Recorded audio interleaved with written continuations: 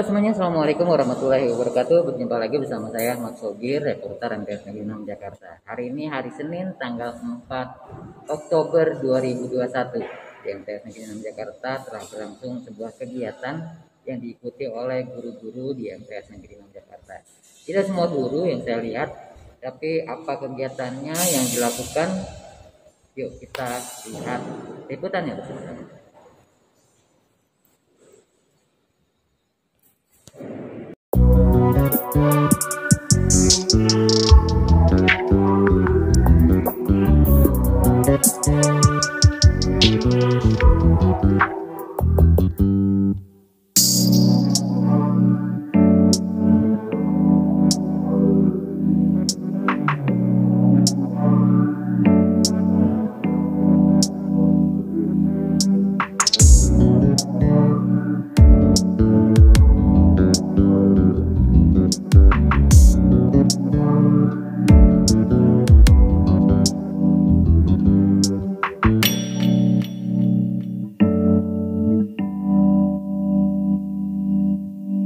Halo semuanya, Assalamualaikum warahmatullahi wabarakatuh.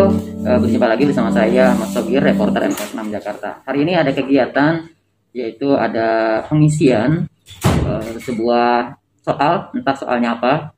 Saya juga akan cari tahu. Di samping saya sudah ada Bapak Ahmad Jumhur, salah satu guru MTS Negeri 6 Jakarta yang juga kebetulan enggak kebetulan sih, memang ditunjuk jadi wakil kurikulum. Beliau sambil ngerjain, saya mau ngobrol-ngobrol biar dapat informasi yang valid. Pak Jumhur, boleh sambilan? Boleh. Sehat ya? Alhamdulillah sehat. Pak Jumhur, ini sedang melakukan apa? Mengisi apa saat ini? Survei lingkungan oleh guru. Oleh guru MTS 6 Jakarta. Iya. Oke, survei yang menyelenggarakan itu sendiri? Dari pihak Kemdikbud. Nah, untuk apa sih ini tujuannya, pengisiannya? Hasil akhir berdasarkan penjelasan dari beberapa narasumber itu berkenaan dengan kondisi sekolah. Jadi penilaian akhirnya nanti sekolah yang dinilai, bukan pribadi siswa ataupun guru. Gitu. Nah, dari peserta AKM sendiri ada berapa dari MTS 6 Jakarta?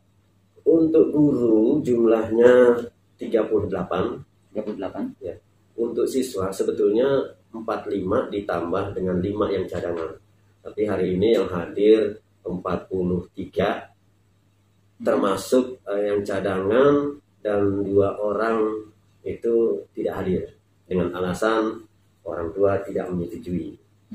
Untuk melakukan pengisian ini ya? Untuk datang karena mungkin mereka masih beranggapan, meskipun sudah beberapa kali kita sudah jelaskan bahwa yang namanya ANBK itu tidak berkaitan dengan PTM. Artinya ketika sekolah belum melaksanakan PTM, dia juga bisa datang ke sekolah karena sudah ketentuan dari SKB 4 Menteri.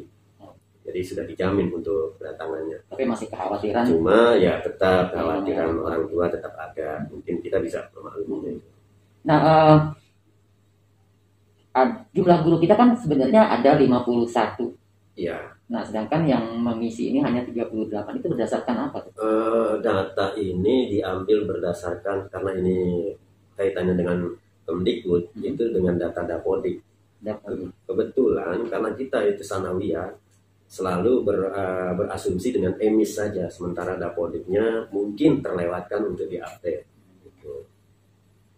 Nah, sedangkan ya, besok kita kan kalau nggak salah informasinya lulus PTM apa kemarin namanya? PTMT tahap 3. Lulus PTMT tahap 3.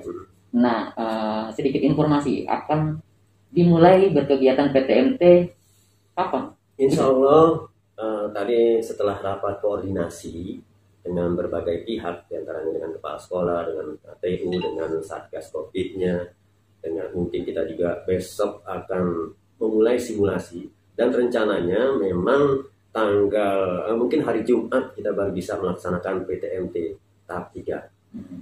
Karena mengingat, ya bukan berarti kita mau menunda, mengingat fasilitas-fasilitas yang ada di sekolah, ada beberapa hal yang pokok yang harus terpenuhi. Berarti itu sudah PTM atau baru simulasi yang tanggal hari Jumat besok? Kalau hari Jumatnya itu sudah melaksanakan PTMP. Nah, teknisnya itu sendiri kan kita kan ada 3 kelas 7, 8, 9. Oh, Nah, kaitannya dengan kelas ya terus saja kita juga keterbatasan dengan pertama kondisi sumber daya yang ada, ya artinya tenaga guru juga, karena terus saja dari gurunya kesiapannya juga kita harus mempersiapkan dengan sebaik-baiknya. Yang kedua, kita perlu pengarahan juga ke orang tua dan siswa, juga perlu pengarahan terhadap ke guru seperti apa pelaksanaan PTM-nya, makanya perlu banyak koordinasi yang belum sempat kita lakukan. Tapi mungkin kalau berarti belum ada gambaran, tapi rencananya hari Jumat itu akan masuk kelas berapa dulu? Kemungkinan besar hari Jumat itu kelas 9. Kelas 9. Semua kelas 9? Enggak. Karena kita juga keterbatasan tenaga. Bukan. Kalau masalah lokal mungkin banyak. Tadi sumber dayanya, artinya SDM dari guru-guru kita kesiapannya. Yang kedua dari segi fasilitas sekolah memadai atau enggak untuk kalau keseluruhan jumlahnya itu sampai 320, mampu nggak menjaga keamanannya untuk saat COVID gitu. Itu yang perlu dipertimbangkan. Kalau kita membuka kan harus siap seluruhnya. Ya. Artinya jangan sampai nanti begitu buka timbul kerumunan baru. Betul. Oke, iklan sebentar sedikit tadi. Oke, nah untuk berarti besok direncanakan Jumat berapa kelas? 9 kelas atau? Nanti hasil diskusi kita akan coba, karena jumlahnya 9 kelas, mungkin kita nggak 9 kelas, tapi 4,5 kelas. Dalam arti kata kita cuma mengambil 9 lokal.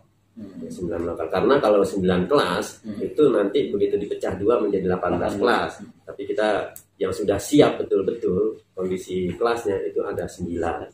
Artinya dengan protokol kesehatan yang sudah memadai, diantaranya kan harus ada wastafel di setiap kelas, kemudian alat kebersihan, APD, setting tempat duduk siswa, gitu.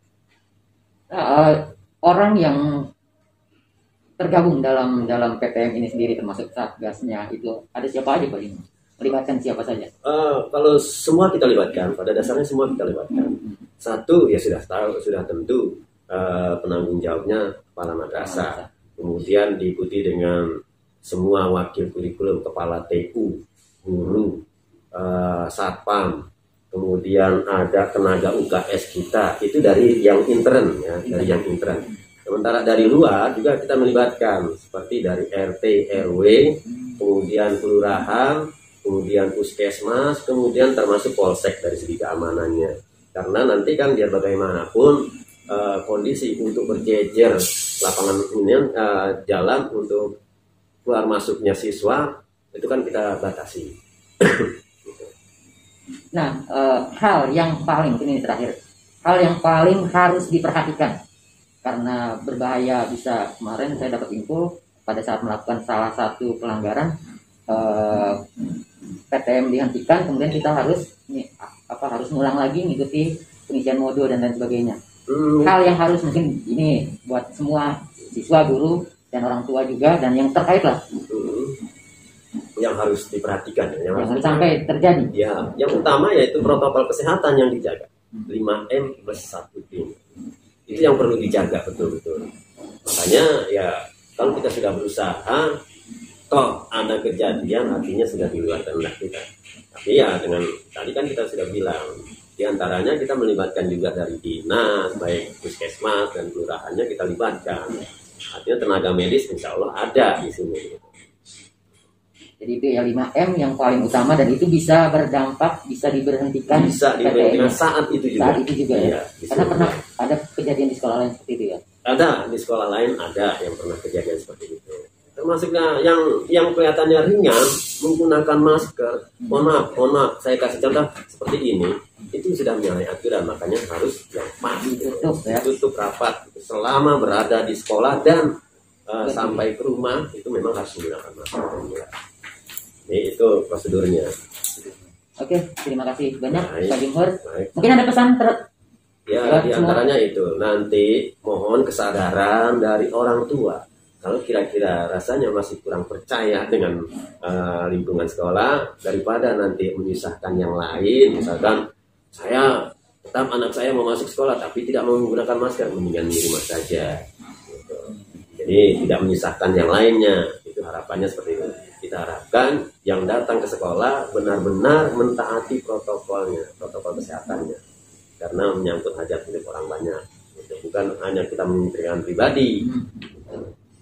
Boleh saja mau belajar ya harus belajar dari rumah terpaksa.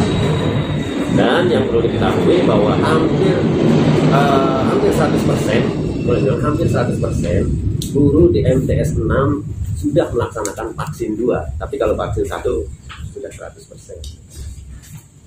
Oke, terima kasih banyak Pak Jumhur ngobrol-ngobrolnya. Silakan dilanjutkan, maaf diganggu waktunya.